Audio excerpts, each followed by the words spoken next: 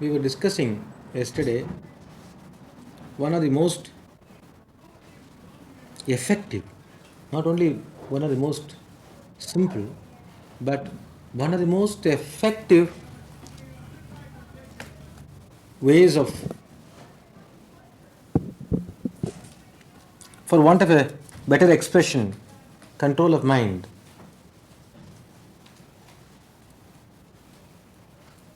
It is the repetition of a mantra.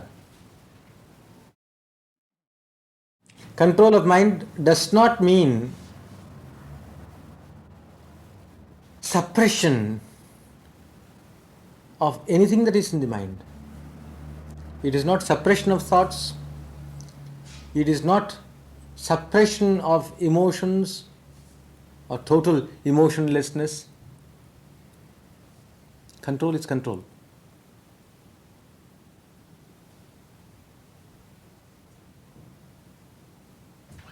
One can only say that it will lead us to non-impulsiveness. When I am in self-control,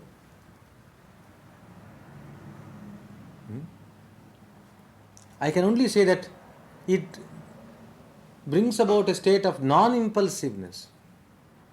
One doesn't act impulsively. Beyond that, it is very difficult to assert anything. You are in control,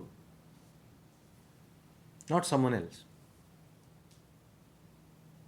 Therefore, the mind cannot manufacture problems.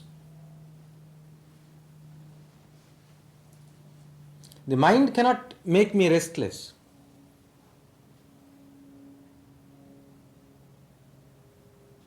The mind does not project unhappiness.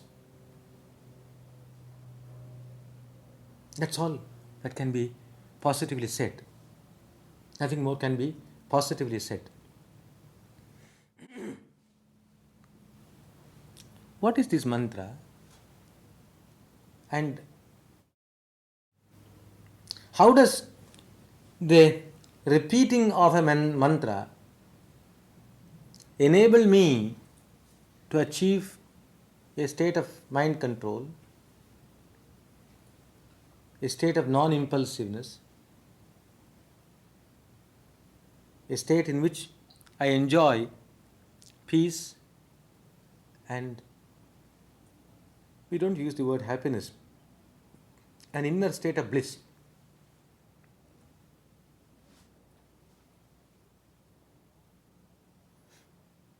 The literal meaning of the word mantra is mananat trayate iti mantra. Mantra is that which redeems one, which saves one, protects one, when it is reflected, manana. It is not repeated. A mechanical repetition of a mantra will only make us mechanical, machine. If you want to be reborn as a tape recorder in the next birth,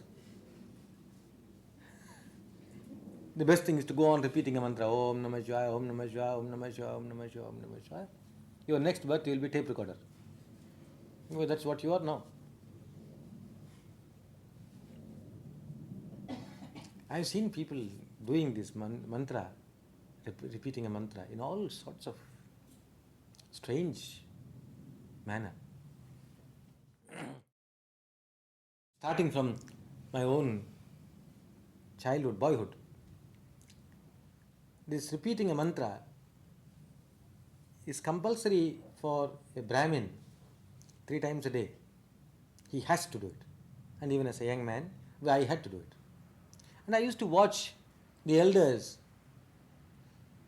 at sunrise, sunset and midday sitting and repeating their mantra. Their mind is not there at all. They are doing this, we used to count, we didn't use the mala, we used to count it on our fingertips. Count the number of repetitions on the fingertips. And this is not supposed to be shown to anybody. So we put it underneath our cloth and then do this. Om Keep quiet. What about the coffee is ready? I don't think I'll have lunch today. What kind of mantra repeating is this? The mind is not there, the heart is not there, there is nothing there. So that is a delightful waste of time. Pastime. You have got so many other pastimes, and this is one more pastime, which only implies that time passes, nothing else happens. Even if you had not done anything, time would have still passed.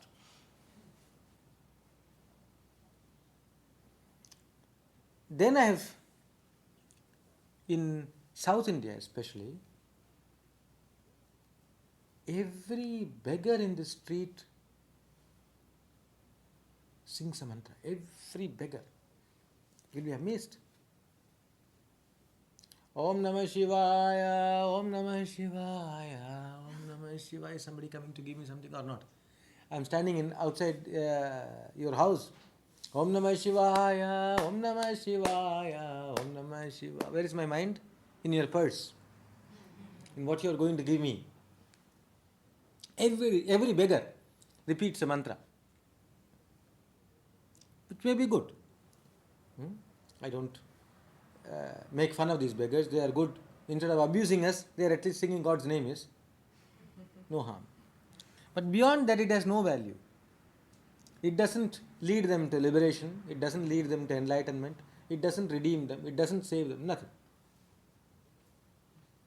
It's a profession.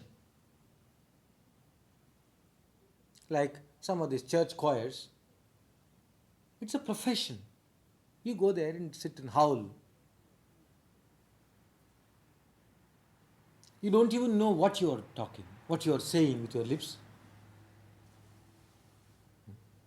The mind is all the time anxious that you must sing in harmony.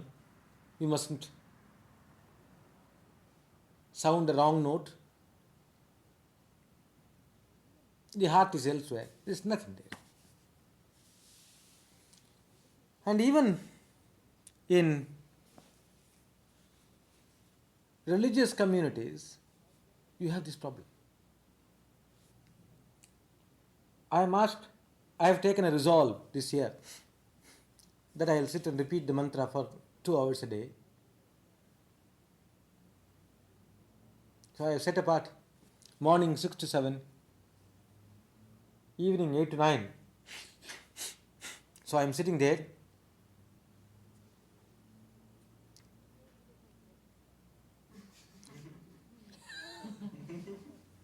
I am more interested in watching the time, more interested in the number of repetitions made, and the thing has become mechanical. I am becoming a machine. What is the benefit? The only benefit is that during that time, I have not scolded you, I have not picked up a quarrel with you, I have not smoked, I have not drunk alcohol. And so, I have acquired a sort of negative virtue. I have not done anything positively good, but I have not done anything wrong also, anything bad also. Probably if I weren't sitting like this, I would have started quarreling with you. So, good.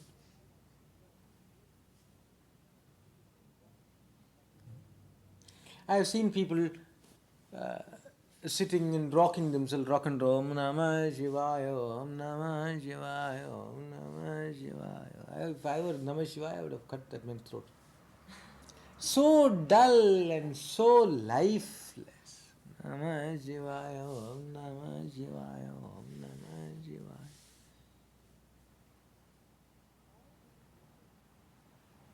So dull, so lifeless. All these methods only go to show that there is no sincerity, isn't it? I am not sincere. I am sitting here, I am repeating a mantra. Just because somebody told me it's good to repeat a mantra. And my heart is not there. Unless my entire being is there,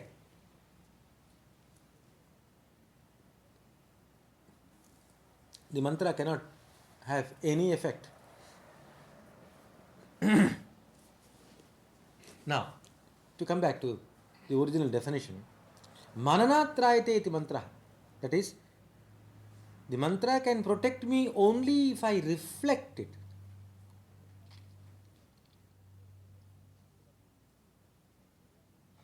If you stand in front of a mirror, you will appreciate this. The mirror reflects your face.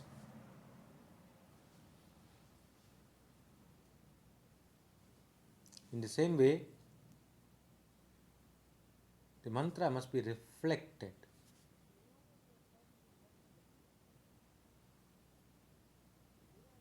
So long as you are standing in front of that mirror, the mirror uninterruptedly reflects your face, yes? If you are standing in front of the mirror continuously, uninterruptedly reflects your face. In the same way, your mind must uninterruptedly reflect the mantra.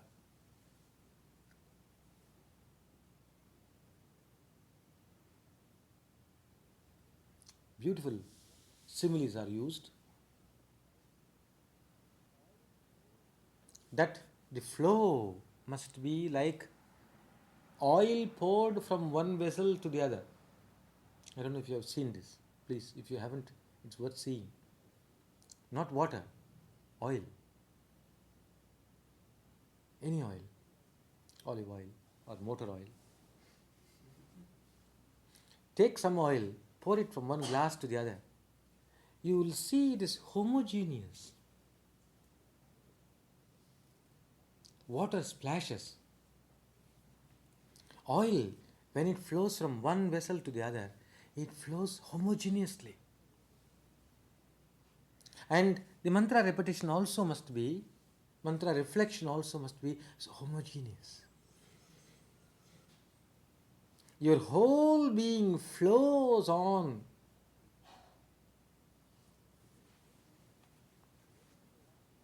How can I make this happen with a mantra?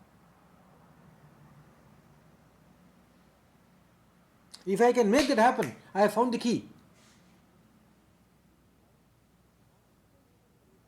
If only I can make this happen within me, if the mind constantly reflects this mantra,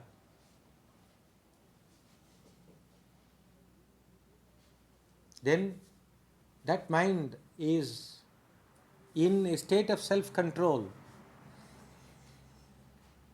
It doesn't run away. It doesn't wander away of its own accord. It doesn't react impulsively. So how do I ensure that this continuous reflection of the mantra is there? If you are standing in front of a mirror, if you are not looking into the mirror, if your attention is diverted here and there, would you be sure that the mirror is constantly reflecting your face? Would you be sure? Standing in front of the mirror, I am looking here, I am looking there, I am looking here, I am doing all sorts of things. Will I be sure that the mirror is constantly reflecting my face? I suppose so. It's only a supposition. So, in order to be sure that the mind is reflecting, the mirror is reflecting my face, I must keep my eyes turned towards the mirror. In the same way, in order to ensure that the mind constantly reflects the mantra, the light of my awareness must be turned on the mind all the time.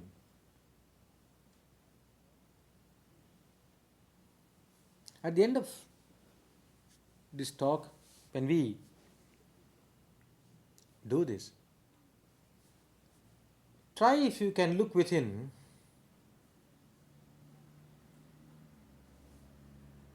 and literally see the mind reflecting a mantra. You are able to see the reflection in the mind. See the reflection of the mantra in the mind.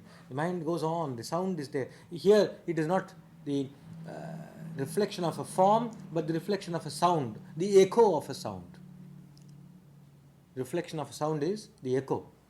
You are looking within, you are becoming inwardly aware, and at the same time you are inwardly aware of the echo of the mantra going on in the mind.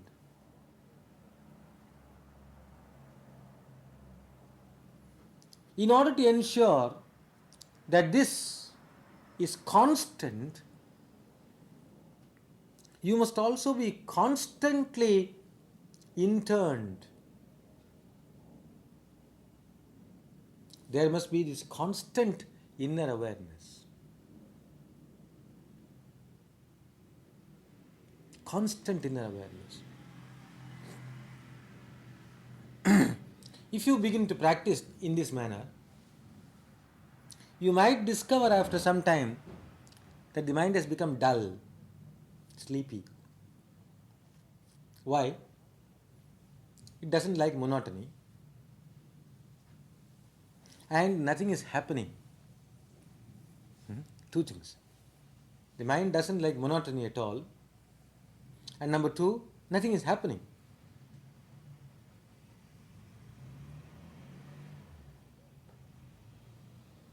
For instance, you may be sitting in front of a beautiful girl, you keep looking at her, and if nothing is happening, she is sitting there, I am sitting here for half an hour, I'll begin to sleep. Dully, routinely watching something, however interesting it may be to begin with, will put you to sleep. Monotony combined with lack of interest, nothing is happening. So, what am I going to do to overcome these obstacles? Monotony I cannot overcome, because monotony is the essence of the whole show. The repetition of the mantra and the reflection of the mantra in the mind necessarily has to be continuous, therefore monotonous. Why it is monotonous? I must introduce a certain variety in it so that something keeps happening. I will give you one or two crude ways of overcoming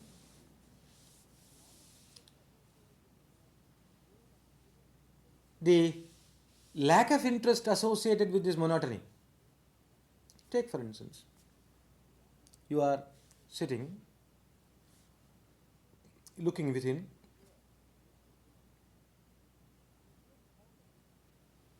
and you hear the mantra, and you hear the sound of the mantra inside, the echo of the mantra inside.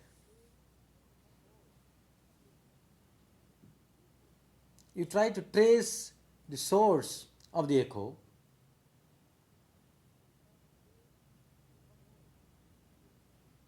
That clear? You are watching inside to see where is the echo produced. Because obviously that the echo or the sound is not produced in your thought. That you can see immediately. The vocal cords are dead, silent. And so the mantra is not being said by the throat. Where else is it being said? You are trying to trace it. Probably at one stage you feel that there is something happening in my solar plexus.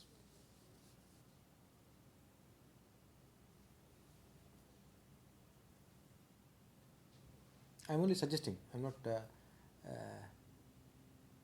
am only hinting, not suggesting or asking you to make it happen that way. It may be that you hear the sound in the solar plexus. Then if you feel dull and the whole thing is becoming monotonous, shift it to the heart.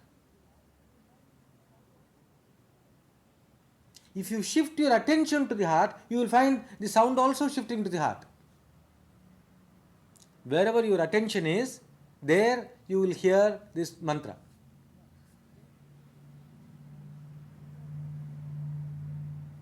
Right. Then this thing is becoming dull, shift it to the center of your eyebrows. This way you can keep rotating throughout the body. And as a matter of fact, there are some yogis who recommend this, saying if you have some pain or something, some discomfort somewhere, you first raise this echo in the body and then direct it to that part of the body. The divine grace will ease the pain. That's their belief. And then, even here, the monotony is catching up. Then change the technique, change the attitude towards the echo. Instead of merely tracing the origin of the echo or the place of the echo, ask yourself, who is hearing it?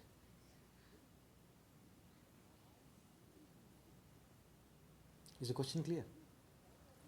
Am I repeating the mantra? Am I producing the sound or listening to the sound?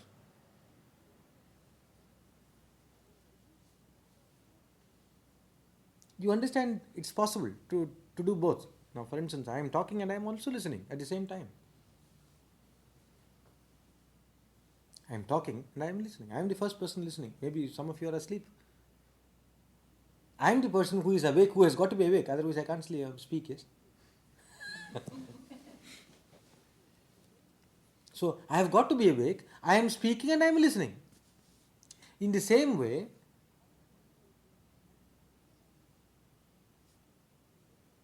the sound of the mantra is being produced in me and the sound of the mantra is heard in me.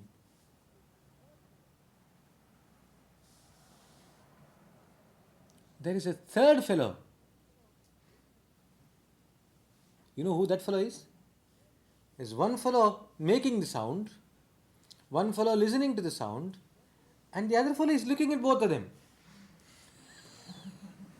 The third fellow is looking at both of them.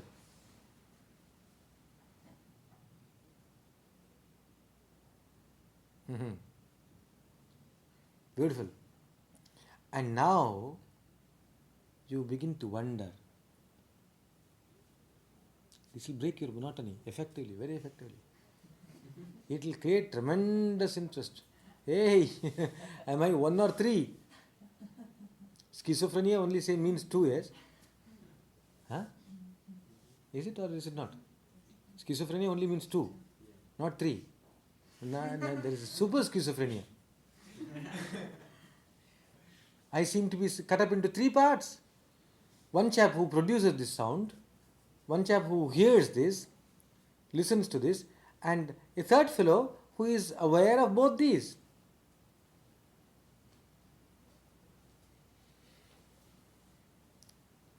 What am I?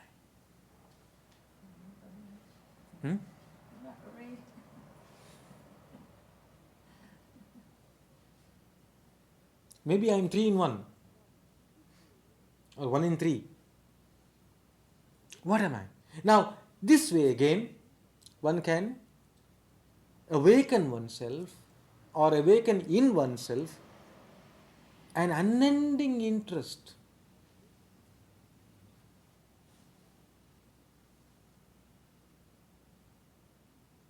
Where is this sound produced?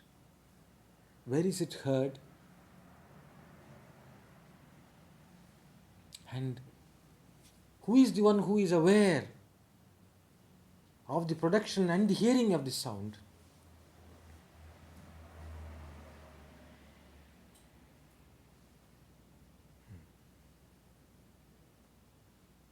This is one trick.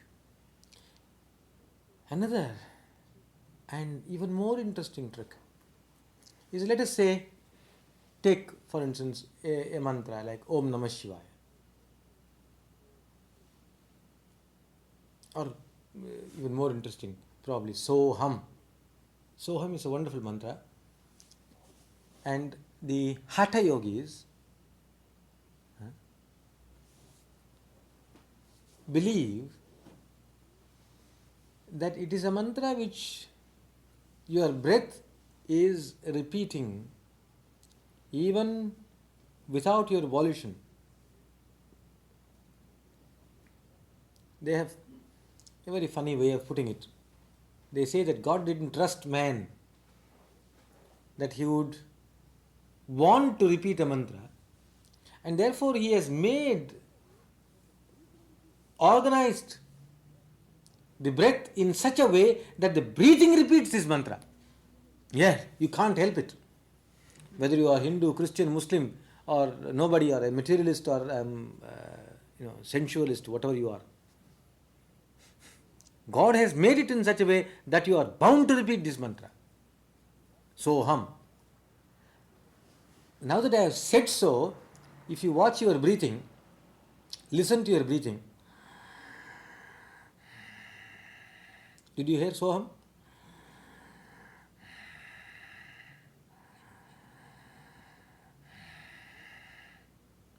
You can't help it now. It's brainwashing.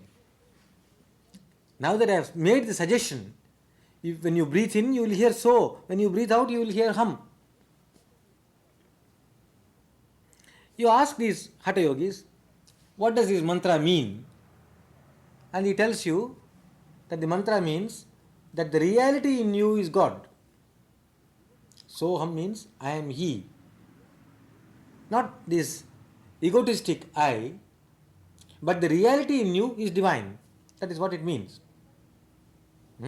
Now that I have told you the meaning also, next time you sit and watch your breathing,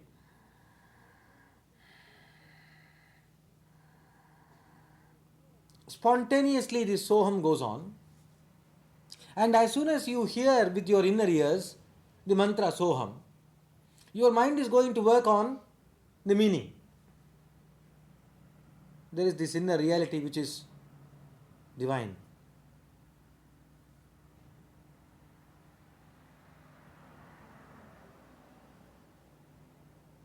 Now suddenly I switch from this technique to another.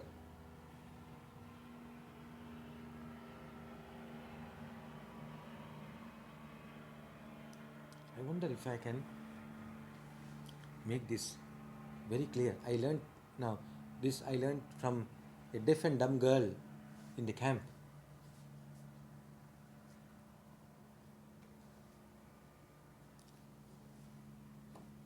We tried to make her say Om, and from there, step by step, she was made to speak. Before that, she could read and write. She was deaf and dumb. She could read and write. She could understand this, I don't know if you know the sign languages, finger language, it goes on. She could read the lips, she could read the fingers, she could read a book, she could write. Perfect. And later she discovered that through the hearing aid, she could hear something.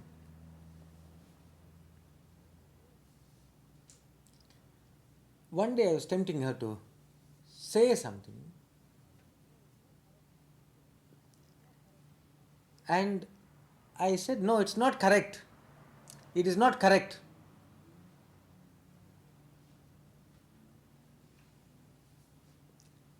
In other words, your pronunciation is not correct. Are you following this? She wrote, I hear what you say, but I do not understand. Can you understand this? I hear the sound, not the words. Is that clear to you? Huh? I hear the sound, but not the word. The sound is there, and it means nothing to me. Even that expression is not quite correct.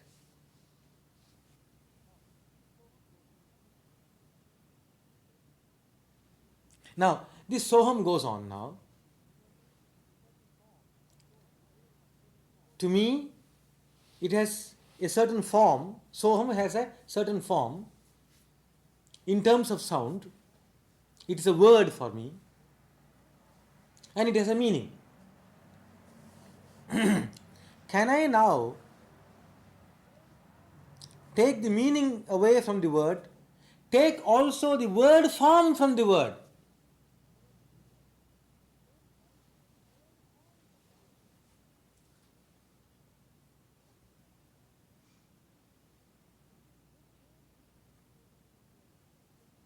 That may not be clear.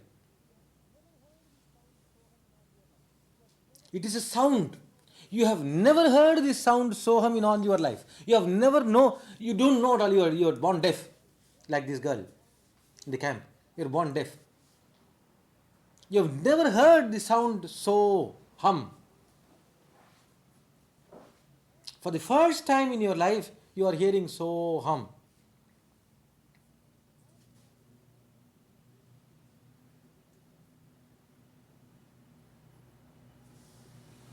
What is that then?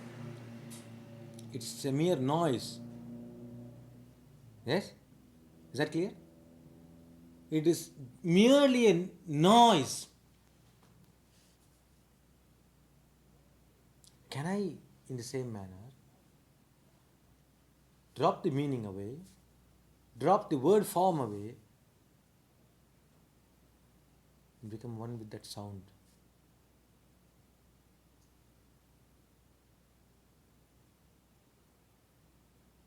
Then there is absolutely no mental projection here at all.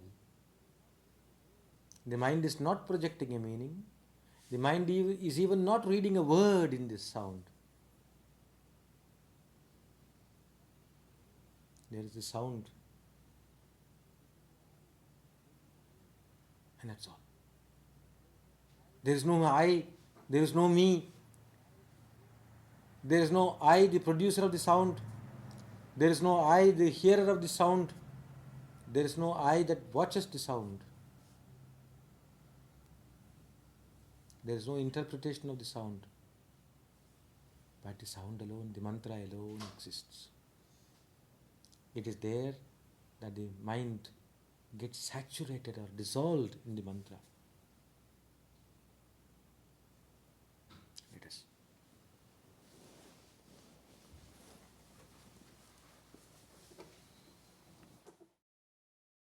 Switch it off, otherwise it will weaken the battery.